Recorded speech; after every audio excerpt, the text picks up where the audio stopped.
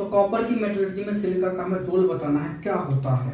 तो देखो जरा, कॉपर का एक्सट्रैक्शन जो है वो हम कॉपर पाइराइट ओर से करते हैं। तो ओर जो है होता है कॉपर पाइराइट,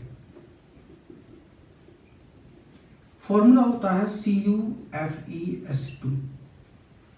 तो सबसे पहले हम इसकी रोस्टिंग करते हैं। तो जो आपका CuFeS2 होता है, रोस्टिंग में ऑक्सीजन से रिएक्शन होती है तो बनेगा Cu2S plus FeS plus SO। Equation को कर लेते हैं बैलेंस। तो ये इक्वेशन हमारी जो है वो बैलेंस हो जाती है। अब जो हमारा स्मेल्टिंग प्रोसेस होती है,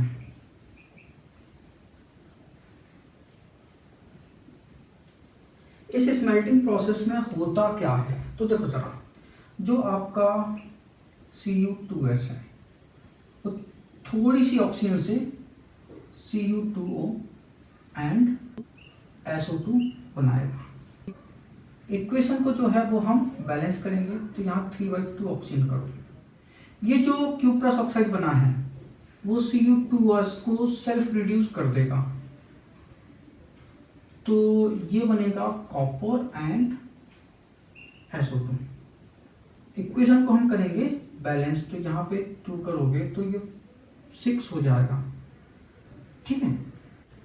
तो इसको हम बोलते हैं सेल्फ रिडक्शन। ये जो रिएक्शन है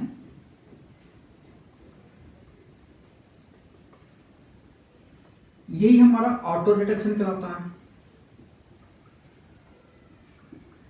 और इसी को हम एयर रिडक्शन बोलते हैं। मतलब स्मेल्टिंग प्रोसेस में हमें अलग से रिड्यूसिंग एजेंट लेने की जरूरत नहीं है, ना तो हमें कार्बन की जरूरत है ना हाइड्रोजन की जरूरत है। यहाँ पे ये सेल्फ रिड्यूस हो जाता है, ठीक है। तो इतने सारे रिडक्शन जो है हम इसको बोलते हैं।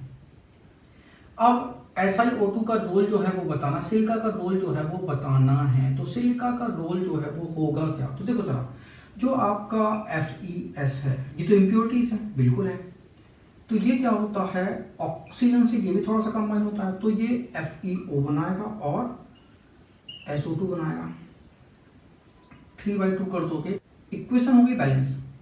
अब ये जो FeO बना हुआ है ये क्या है, ये इम्प्योरिटीज से क्या होगा, SiO2 जो है रिएक्ट करेगा, क्या बनाएगा FeSiO3। ये हमारा कहलाता है स्लैग, जिसको कि हम फेरस सिलिकेट बोलते हैं। बस, तो SiO2 जो है एक हमारे फ्लक्स की तरह काम करता है। ये हमारा एसिडिक फ्लक्स होगा जो कि इम्प्योरिटीज को रिमूव कराता है, और इम्प्योरिटीज कैसी होगी, बेसिक।